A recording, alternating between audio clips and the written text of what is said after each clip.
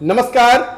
क्या आपने भी फ्री सिलाई मशीन के लिए आवेदन किया था और उम्मीद यह थी कि फॉर्म भरने के बाद हमें फ्री सिलाई मशीन मिल जाएगी, लेकिन आज महीनों हो गए, सालों हो गए, इसके संबंध में ना कोई फोन आया और ना ही सिलाई मशीन मिली। तो बहनों के मन में यह है कि क्या योजना बंद हो गई, क्या गड़बड़ी हो गई।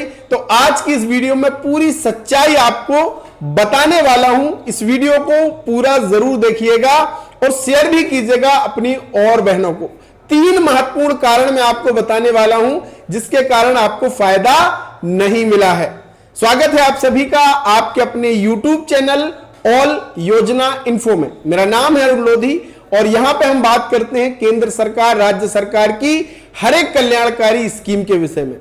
अगर आप और आपका परिवार शासन की किसी भी योजना से वंचित होना नहीं चाहता तो आप हमारे ऑल योजना इन्फो परिवार के पक्के सदस्य बन सकते हैं। बिल्कुल फ्री है, इसका कोई भी पैसा नहीं लगता है। फायदा क्या होगा कि हर एक योजना की अपडेट आपको घर बैठे मिल जाएगी। तो चलिए शुरू करते हैं। और सबसे पहले मैं यहां पे स्पष्ट कर दूं कि केंद्र सरकार की कोई ऐसी स्कीम नहीं है जिस फ्री सिलाई मशीन योजना कोई नहीं है। लोगों ने प्रधानमंत्री विश्वकर्मा योजना के फॉर्म भरा दिए कि भैया आपको फ्री सिलाई मशीन मिलेगी। अब ये प्रधानमंत्री विश्वकर्मा योजना के विषय में थोड़ा सा समझिए। पीएम विश्वकर्मा योजना का उद्देश्य यह था कि जो हमारे पारंपरिक काम करने वाले हैं उनको आर्थिक सशक्तिकरण मिले, सरकार की तरफ से उनको सहायता मिले।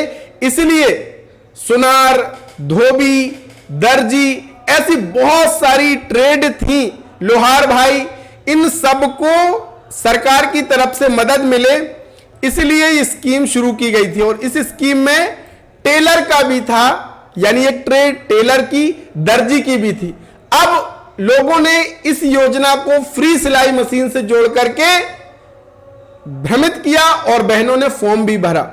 जबकि सच्चाई क्या है कि जो पारंपरिक काम करने वाले जो हमारे ट्रेड है इतनी सारी, इन सभी को फायदा मिलना था। योजना सही है, योजना क्या है, सही है और इन ट्रेड्स को फायदा मिला भी है। यहां पे आप देखेंगे लाखों आवेदन हुए हैं। इसी पोर्टल पे आप आ जाएंगे, लाखों आवेदन हुए हैं और यहां पे फायदा भी मिल चुका है। अब आपको क्यों नहीं मिला यह समझिए, ये 3 कारण समझिए। कारण नंबर 1, पात्रता को पूरी नहीं करना। देखिए, हर एक योजना सरकारी जो होती है उसकी एक पात्रता श्रेणी, पात्रता के मापदंड तय किए जाते हैं कि इनको फायदा मिलेगा। अब मान लीजिए योजना बनाई गई है कि पारंपरिक काम करने वाले जो हमारे लोहार भाई हैं, सुनार भाई हैं, दर्जी हैं, टेलर हैं, उनके लिए योजना आई, लेकिन आम आदमी ने भी, आम बहनों ने भी ये फॉर्म भर दिया, तो फायदा मिलेगा क्या? नहीं मिलेगा। और इस स्कीम में क्या रखा गया था कि भैया केवल फॉर्म भरने से आपको फायदा नहीं मिलेगा। फॉर्म भरने के बाद 2 चरणों में आपका सत्यापन भी होगा। आपने ऑनलाइन आवेदन किया, उसके बाद पंचायत लॉगिन से, ग्राम पंचायत प्रधान के लॉगिन से, सरपंच के लॉगिन से आपका सत्यापन होगा कि सच में ये जो आवेदिका है या आवेदक है, क्या ये सच में लोहार है, क्या ये सच में सोनार है, क्या ये सच में दर्जी या टेलर का काम पारंपरिक रूप से कर रहे हैं। वो सत्यापन करेंगे, उसके बाद जाएगा जिला स्तर पर। जिला स्तर से सत्यापन होने के बाद, वेरीफाई होने के बाद आपको योजना में रजिस्टर किया जाता था। कारण नंबर 2, आपने गलत फॉर्म भर दिया, किसी ने अपनी सही जानकारी नहीं भरी या गलत ट्रेड चुन ली, इसलिए उसका सत्यापन नहीं हुआ है। ज्यादातर बहनों ने यही गलत किया है कि वो दर्जी नहीं है, यानी टेलर नहीं है, वो पारंपरिक काम नहीं करती, उन्हें फ्री सिलाई मशीन मिलेगी इसके नाम से फॉर्म भर दिया और फायदा नहीं मिला है। कारण नंबर 3, जैसा कि मैंने बताया कि इसमें 2 चरणों में सत्यापन की प्रक्रिया है। आपने फॉर्म भर दिया लेकिन अपने सरपंच के लॉगिन से आपने अपने आवेदन को सत्यापित नहीं कराया, इसलिए वो जिला स्तर पर नहीं गया और वहां से वेरीफाई नहीं हुआ और आपको फायदा नहीं मिला है। पहली बात तो यह गड़बड़ी की है कि आपने पात्रता के विरुद्ध जो पात्र है उसने फॉर्म नहीं भरा, आम लोगों ने फॉर्म भर दिया, जबकि इस योजना का मुख्य उद्देश्य था कि जो पारंपरिक काम करने वाले हमारे भाई बहन हैं उनको आर्थिक सशक्तिकरण देना।